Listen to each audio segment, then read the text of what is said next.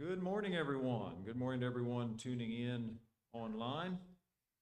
We are continuing our study called Unlocking the Book of Revelation. If I can get my slideshow back up, Nate. It should be on the main slideshow.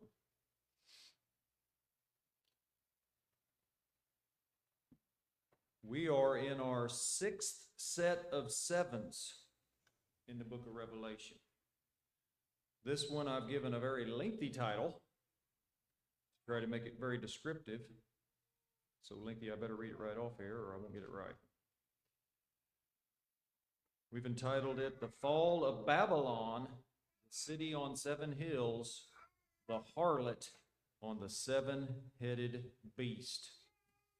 So John has waited till the latter part of the book to reveal who this capital city is. And we are focusing on a few keys here. We're focusing on key number 5, that Revelation does identify the woman named Babylon. And we're focusing on keys number 8 and 9, that Revelation reveals that God is in control, because this is written to a persecuted people, and a people being persecuted by a world empire that looks really unstoppable. And it's letting John know and these people that God is in control, and its purpose is to comfort those persecuted Christians in the first century, but all of us throughout all time. You know, when you look at what they dealt with, and they're going through severe persecutions even to the death that we do not deal with, and they're dealing with probably the most powerful empire that has ever existed on the face of the earth, then, you know, what can we overcome with God? So it really is written to all of us for all times. Now, the image he gets is this one right here, which is this harlot riding this red beast, which we already identified back in chapter 13. And she is sharing the cup of her seductions with the kings of the world, and she is drunk on the blood of the saints. And we have been identifying who this is, and I'm just going to put this up here. So we noted in chapter 17 that she is great, and Rome was the greatest city in the world. So we have identified it as ancient Rome. Others have good people and sound people. Some feel it's Jerusalem. I just don't think it fits, especially what we see here in 17 as we go through 18 today. Sits on many waters, which tells us our people, nations, and tongues. Well, Rome sat over the known world, controlled all of these places, with whom the kings of the earth did their fornication. Well, only Rome ruled over and influenced these kings of the earth and their inhabitants. Sitting on a scarlet beast, and we already looked in chapter 13 that beast really fits the Roman emperor and fits the Roman empire that he set over. Arrayed in purple and scarlet, adorned with gold and precious stones and pearls. And Rome was the wealthiest nation. Rome, the wealthiest city. Drunk with the blood of the saints, Rome martyred the saints of Jesus. History tells us that Peter and Paul, for instance, were killed by Rome. John right now is on the Isle of Patmos, exiled by Rome. And perhaps the biggest tell to me is she sits on 7 mountains or 7 hills, and Rome famously was the city on 7 hills, so called here Babylon, but clearly couldn't just put the word Rome in there. If you were going through a Roman checkpoint, that would be trouble. But calling it Babylon, a city that does not exist, and coding it, but it seems to really fit Rome for me. Well, we've made it to chapter 18 today. And remember, chapter 14 and verse 8, the angel declared, Babylon is fallen. Not yet, but when God declares something, it's as good as done, because God does not make mistakes when he declares. So I believe we've identified Babylon as Rome in chapter 13 and chapter 17 from last week. And I'll say this, in the first century, it was hard to believe that Rome would fall. The Romans called it the Eternal City. An ancient proverb stated, all roads lead to Rome. In the heart of the ancient Roman Forum, there are the ruins of something called the Golden Milepost. And in that spot was a golden post, and on it was engraved the distances to the far outposts of the empire. And this advanced road system, which ironically, God used to spread Christianity. He sent Christ when the time was right, that it also made it so Paul or other Christians could travel this incredible network and spread Christianity. But it all connected to the hub city, Rome. So you could use it for good. Of course, Rome themselves used it for wickedness. Also, the city was magnificent.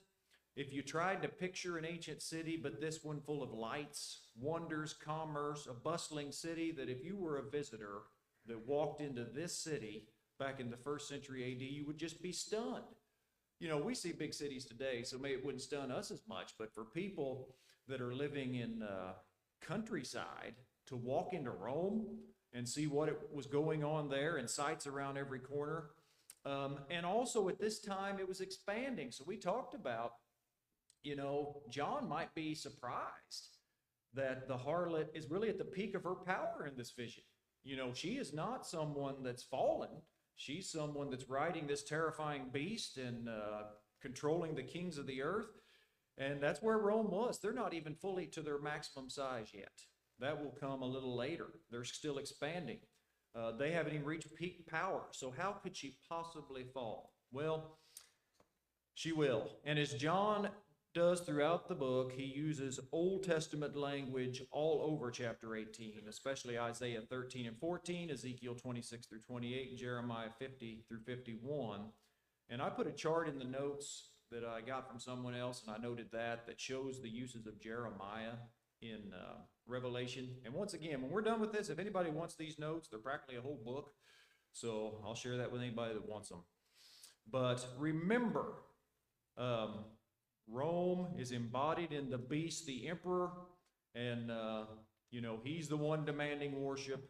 He's the one that, you know, he's going to die, as men do. And Roman Empire itself will fall. They collapsed in AD 476, and that's kind of what chapter 18 is going to be about. So let's look at verses 1 and 2.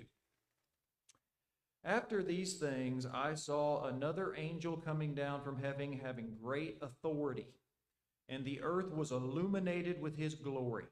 And he cried mightily with a loud voice, saying, Babylon the Great is fallen, and has become a dwelling place of demons, a prison for every foul spirit, a cage for every unclean and hated bird.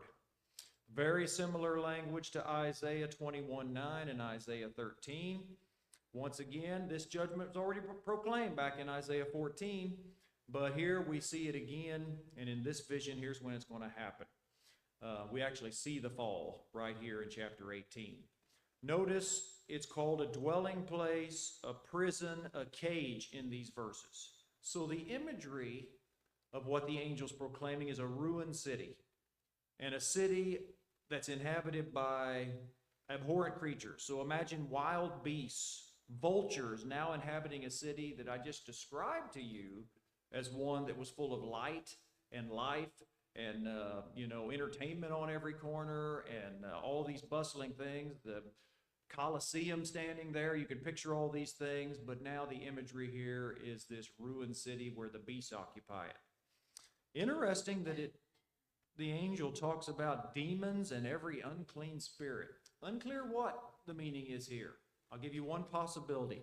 Could be the idea that these pagan religions were certainly demonic, like worshiping the emperor, and now it's in ruins. So kind of the idea of Rome is haunted by the memory of their past glory. But we don't know. Let's go to verse 3. For all the nations have drunk of the wine of the wrath of her fornication. The kings of the earth have committed fornication with her. The merchants of the earth have become rich through the abundance of her luxury. Same language used again of Babylon, Jeremiah 25:51. If you think about it, if you look at great nations and wicked nations, this is pretty much what they're guilty of, right? They do things that are wicked, and since they have all this wealth and luxury, other kingdoms fall in line with them because they want a piece of it. And we're going to see more of that coming up. Remember identifier number 3. Only Rome ruled over and influenced the kings of the earth and their merchants. So we see how Rome seduced them. They provided peace. They provided stability, great wealth. Did you know they didn't have to conquer some kingdoms? Some kingdoms would just willingly join Rome because it was so powerful, so rich. They're just like, we'll fall in line. And we can see a little bit of that today. I'm not comparing the United States today to the Roman Empire, but certainly people are interested in being friends with us because of our wealth and power. So I think you can get the idea of the allure of people back then to fall in line with Rome. Do you think the merchants of these kings would willingly worship the emperor for a piece of the pie? What you think about that? If to buy, sell, and trade in your merchant ships and you can get wealthy and all you got to do is make a pinch of incense and call Domitian Lord and God, do you think there's a lot of people willing to do that? Sure there are. And you're committing spiritual fornication, spiritual adultery with Rome is what you're doing. Look at verse 4, which is really key. And I heard another voice from heaven saying, "Come out of her, my people, lest you share in her sins, and lest you receive of her plagues." So Isaiah and Jeremiah say the same thing, but that's talking about Babylon and the idea of the exiles coming back home, which we studied on Wednesday night recently. But there was this allure, even for Christians, to join Rome in some way in all her wealth and glory. And I already mentioned this. Some Christians would do a little bit of both. They would, on one hand, stay true to Christ, but on the other hand, they'd make fake documents that said they worship the emperor. Or they would have somebody else do it for them. Well, is that really standing up for what you're supposed to do when you're pretending that you're worshiping the emperor even though you didn't actually do it? You know, Christians have to stand apart. Perhaps some of them were ready to compromise their faith. And for us, there's always that danger of the world, the pull it has on Christians. All around us, you and I feel it. You know, the world's doing this, and we have friends that we love, but they're doing worldly things, and the pull there is, you know, how close can I get to her? Can it pull us in? But Christians are to be separate. Church means what? Does anybody remember what church means? The word ecclesia? The called out. So just what the angel says here, come out of her, my people. You know, don't be part of what this city's doing, this fornication she commits, this harlot, because God's going to judge. And you do not want to be, you know, in the eternal scales, judged with Rome. That's not where Christians want to be. Look at verse 5. For her sins have reached to heaven, and God has remembered her iniquities. Does that remind you of anything in Genesis when it says her sins have reached to heaven? Does it make you think of something? I like that. God said, the blood of Abel cries out to me from the ground. Sodom and Gomorrah. It was said there in Genesis 18 that the outcry against the sins of those had reached to heaven. The actual word here is the idea of them piling up. So the sins of Rome had piled up and reached heaven and did not go unnoticed by God. Also, if you remember back in Revelation 6, one of the seals there was martyred saints at the throne crying out, how long, O Lord, till we are avenged? How long? And he said, you're going to have to wait a little bit longer. Well, we get to chapter 18, the wait is over on the judgment of the enemies of God's people. Here's the answer. Her sins have reached to heaven. God has heard the cries of his people, and he knows their wickedness. And in his time scale, it's about to bring judgment. Look at verse 6. Render to her just as she rendered to you. Repay her double according to her works. In the cup which she has mixed double for her. Same language for Babylon in the Old Testament, Jeremiah 51, of Jerusalem in Isaiah 40, double for all her sins. Ezekiel 23 will drink of the cup. But God is going to render double for what she has done. But here's the irony. If you look in this picture, what she got in her right hand? That golden cup, right? That she was seducing the kings of the earth with. Well, here God says, repay her double in her works in the cup which she has mixed mixed double for her. So it's like, you want to do this wickedness, you want to kill my saints, well, you're going to get it back double, is what you're going to get. Okay? Look at verse 7. In the measure that she glorified herself and lived luxuriously, in the same measure give her torment and sorrow. For she says in her heart, I sit as queen, and am no widow, and will not see sorrow. Well, the earmarks here again for Rome. She glorifies herself, lives luxuriously. Rome, just incredibly wealthy, luxurious. I'm going to give some examples of that coming up here. But who should, because we are incredibly rich and glorious in this country, something certainly we are happy about on our 250th anniversary. But what should we do when we consider the incredible amount of wealth and all the blessings we have? What should we do? Glorify God. And instead, what does she glorify?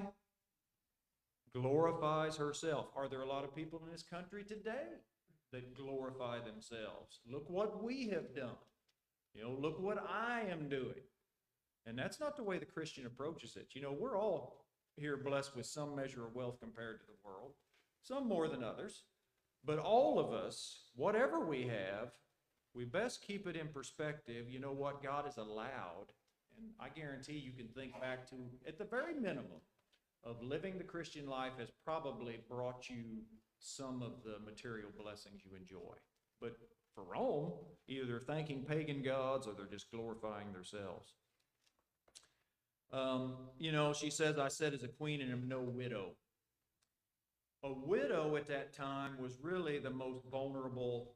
The Bible usually puts two categories together for the most vulnerable, widows and orphans, right? Because they didn't have, for one, women didn't work really, and there was no welfare system like we have now. So, for a widow woman then, you were really, could be destitute, okay? So she's saying, I'm a queen, I'm riding high, and I'm great, I'm no widow, and I will never see sorrow. Well, there's a word for that kind of attitude that starts with an A. What would that word be?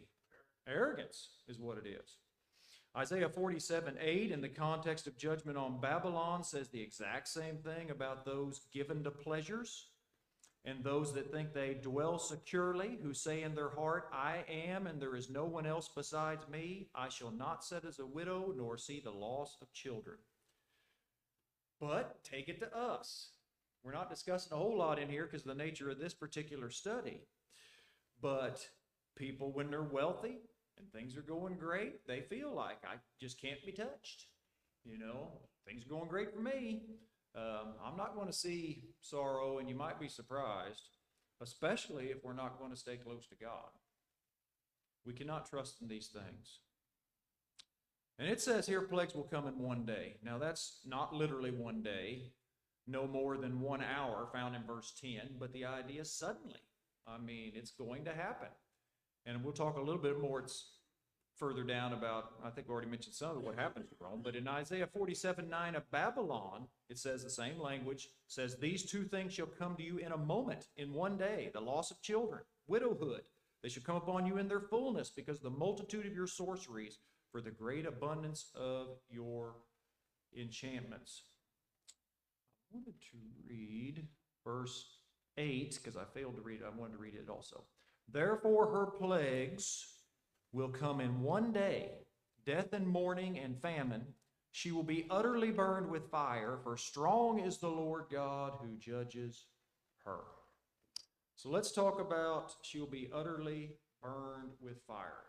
Back in Daniel 7, Daniel is prophesying of Rome, looking far into the future, and he says there, the beast will be burned.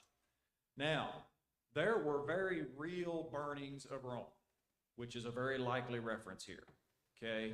The Great Fire of AD 64 was actually what started persecutions for Christians. Nero, famously, they claimed he fiddled while he watched Rome burn. Not true. But it destroyed 10 of Rome's 14 districts. And he did start persecuting Christians because of it. So some suggest this would be kind of fresh in their minds. And the idea would be there's already been one big fire that was a judgment by God.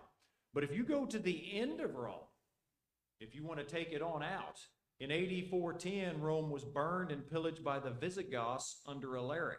This was the first time the Eternal City had fallen to a foreign enemy in 800 years. Now, it had been a long campaign. Alaric had starved the city.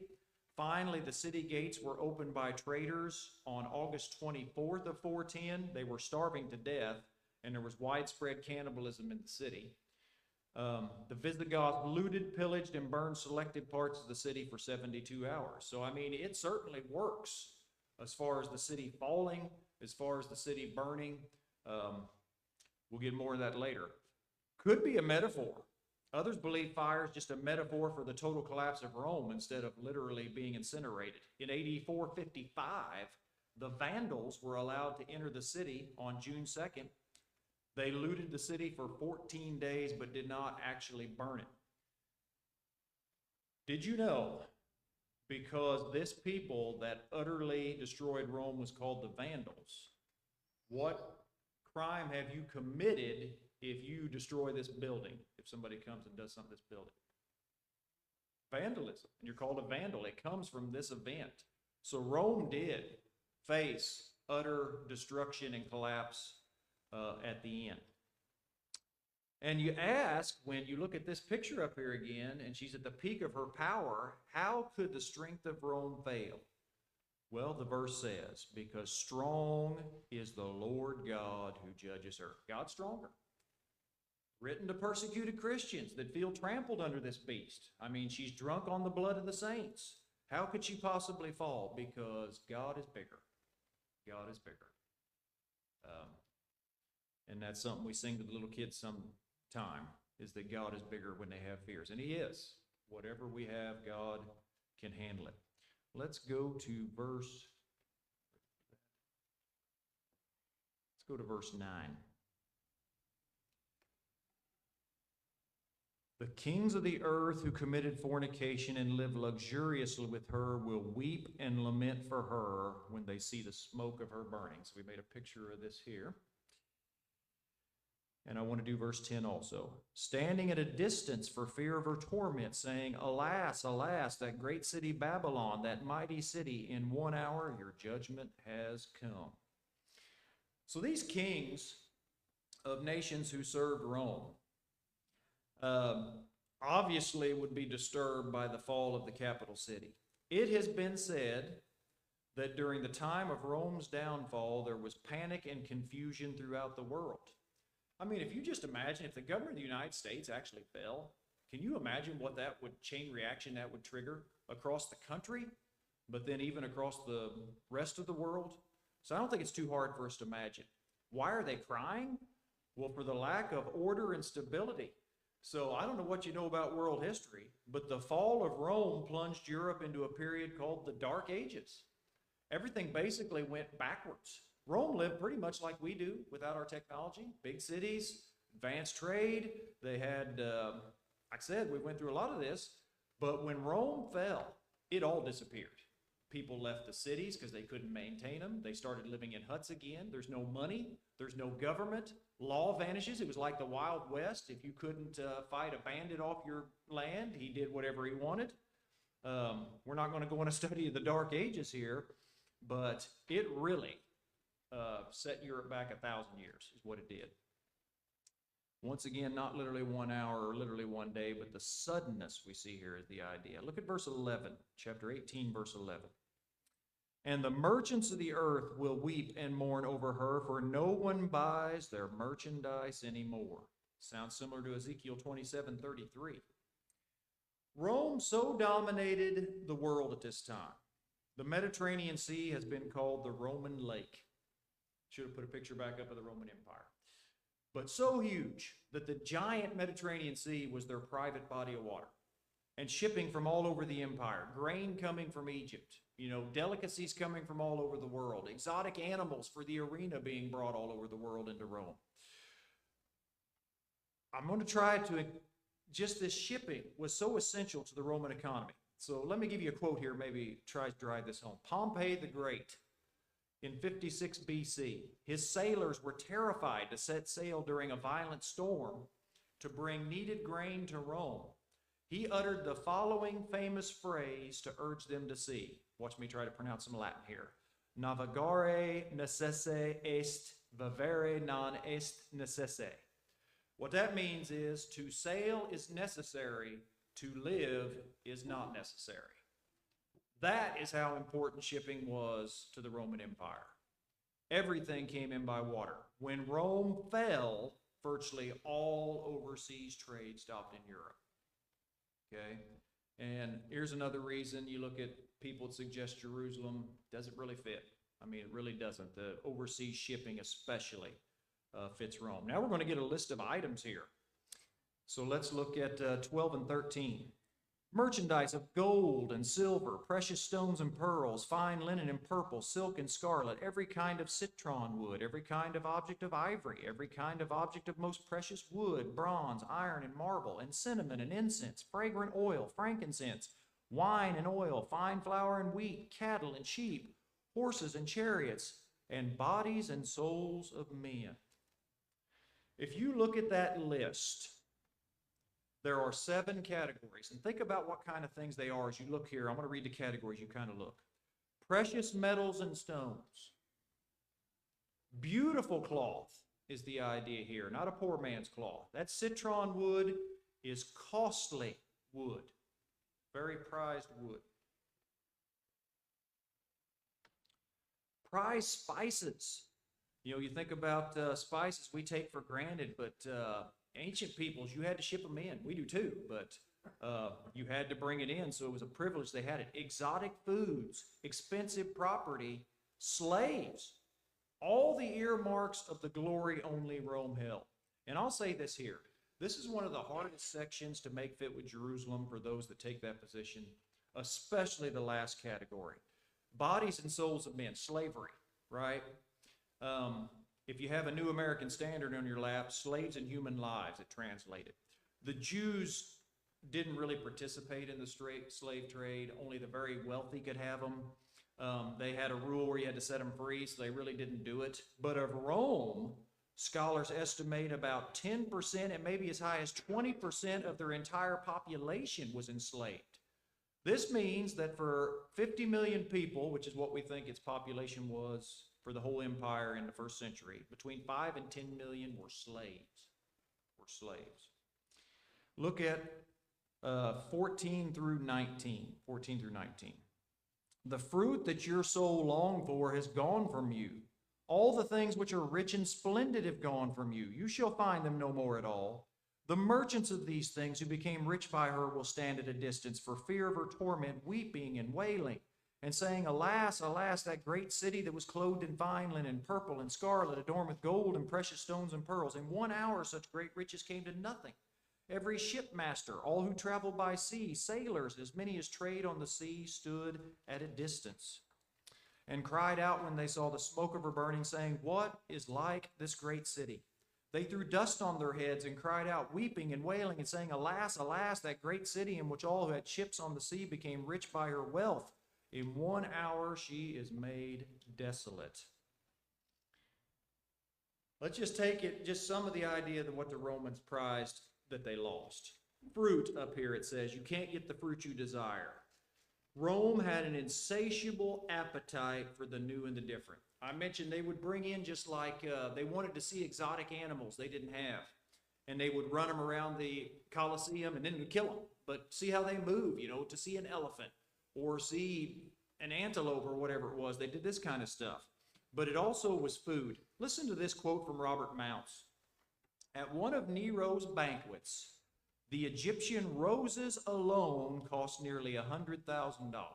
I don't know how the math conversion works, but something to make us understand. So shipping them in from Egypt. Vitellius, I thought this was fascinating.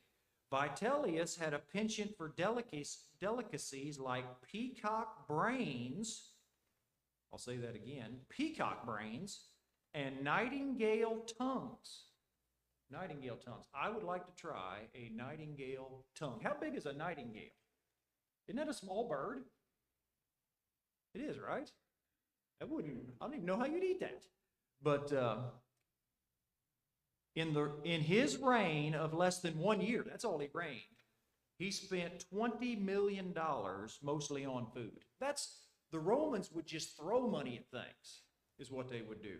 I've often told it when we talk about gluttony, the Romans famously the rich would eat until they were full, then take a feather and tickle the back of their throat so they would throw up so they could eat some more. That's how the wealthy Romans would live. One Roman, after squandering an immense fortune, committed suicide because he could not live on the pittance which remained, which was about $300,000. In the Talmud, it is written, that's a Jewish book, 10 measures of wealth came down to the world. Rome received 9, the rest of the world 1. So when you look at this passage here of the world mourning and how rich this harlot was and how great her fall and how the merchants are like stunned because their business is lost, I think it makes a lot of sense. It says the merchants will stand at a distance like the kings before them. And we've got this on our picture here. They're throwing dust on their heads. The merchants mourn from afar at a loss of, without the Roman government to keep peace and demand these stuff be shipped in, it collapsed. Overseas shipping really almost disappeared overnight. Great riches came to nothing. The entire European economy collapsed with Rome. The shipmaster and the sailor, what are you going to do? That was your whole business, was your shipping business. And now with Rome gone, it stops, is what happens. It says here, laid waste, and Rome was not the capital of the Western world any longer. Ezekiel 27 talks about Tyre in the same way because they were a big shipping empire. But, it's going to affect their lives in a hard way. But it's interesting, wealth means nothing to God. Righteousness does. And that's what Rome lacked. Let's look at verse 20. Rejoice over her, O heaven, and you holy apostles and prophets, for your God has avenged you on her. For God has avenged you on her. Christian martyrs, where the kings and the merchants are sorrowful because their benefactor's dead, Christian martyrs up in heaven, already separate from it, can rejoice. They have been avenged. Tradition tells us that all the apostles were martyred by this point, except John, who's writing this book in exile, and every one of them would have been martyred in the Roman Empire. Rejoice that your persecutor has been judged. And once again, this is the answer to the martyrs in chapter 6 who said, how long? Well, God has fulfilled his promise. He said, you wait a little while longer. And they waited, and now they're here. Let's go to our next picture. That's pretty cool. And let's go to 1821. Then a mighty angel took up a stone like a great millstone and threw it into the sea, saying, thus with violence the great city Babylon shall be thrown down, shall not be found anymore. So now we get this dramatic image of Rome's judgment pictured. A millstone, the kind that animals, you could picture that on a wood wheel, and they would grind grain with it. You attach an animal to it on a pole, and they would walk around, and this stone would grind that grain. When the angel throws this in here. Jeremiah 51 says this, now it shall be, I think I put that up here. Now it shall be, when you have finished reading this book, you shall tie a stone to it and throw it into the Euphrates. Then you shall say, thus Babylon shall sink and not rise from the catastrophe I will bring upon her, and they shall be weary. So you can see the imagery here. People reading it would understand, and Babylon fell. Rome, even though she's strong now, will fall. It says here, shall not be found anymore. Now the original language is even stronger. When the Roman Empire fell, it would never return. And it didn't. That's it. Like I said, Europe went backwards in time. It took 1,000 years for them to come out of the Dark Ages, and Rome never did come back. Let's go to verse 22. The sound of harpists, musicians, flutists, and trumpeters shall not be heard in you anymore. No craftsman of any craft shall be found in you anymore. The sound of a millstone shall not be heard in you anymore. Typical Old Testament language, but we talked about how it was a bustling city. Now it's in ruins. And it really did get in ruins. I'll probably talk more about that further down the notes. But instead of seeing jugglers and hearing the music playing and lights, it's gone. It's gone in this city. Verse 23. The light of a lamp shall not shine in you anymore. The voice of bridegroom and bride shall not be heard in you anymore. For your merchants were the great men of the earth, for by your sorcery all the nations were deceived. Similar to Jeremiah 25:10, here it is. Moreover, I will take from them the voice of mirth, the voice of gladness, the voice of the bridegroom, the voice of the bride, the sound of the millstone, the light of the lamp. Not literal, but the idea of joyous wedding feast, the idea of the commerce the way it was, the millstone working, lighted houses because this city was rich. In a way, it all stopped. I'm not saying people didn't get married anymore, but the joyous feasts and living that way were gone. Following multiple sackings in the 5th century after Rome fell. When the Roman Empire fell in 476, the legions walked off the job, the Roman army. With no Roman army, everybody flooded in. So then Rome starts getting hit over and over. So the Gothic Wars right after this, as Byzantine and Ostrogothic armies fought over the city, Rome's sophisticated aqueducts that carried water, they had incredible engineers, were intentionally smashed. Without a water supply, the high altitude hills were abandoned. Sanitation failed. By 550 AD, a city that once fed over 1 million citizens collapsed into a disease-ridden ghost town of just 30 to 50,000 survivors. It would be 1,400 years until Rome reached its population it had then again. 1,400 years. So you might say, well, wait a minute. Rome's a big city today. She came back. The Roman Empire's gone. The Rome of today has nothing to do with the capital of the ancient Roman Empire. And she was utterly devastated. And like I said, went from 1 million people in that city, estimated, I believe it was, down to 30,000 and in ruins. Why did she fall? Her unrequited lust for riches. It says here, merchants were the great men of the earth. It said, by your sorcery, all the nations were deceived. What were they deceived into doing? Worshiping pagan gods, worshiping the emperor. The main reasons in verse 24, though, look at that with me. In her was found the blood of prophets and saints and all who were slain on the earth. Similar to Revelation 16:16 we already read. Some think, well, isn't that the Old Testament prophets? No, there were New Testament prophets. John was a prophet. Jesus was a prophet. The apostles were prophets. Many prophets are spoken. Even in Revelation, chapter 11, there were the 2 prophets. Okay? How are we doing? Might not make it here. So chapter 19, I really struggled. Were we going to break it here? But there's a celebration over the fall of Babylon that takes place here. I tell you what, I think that's going to be a good stopping point for us. And I still might break that into our last section.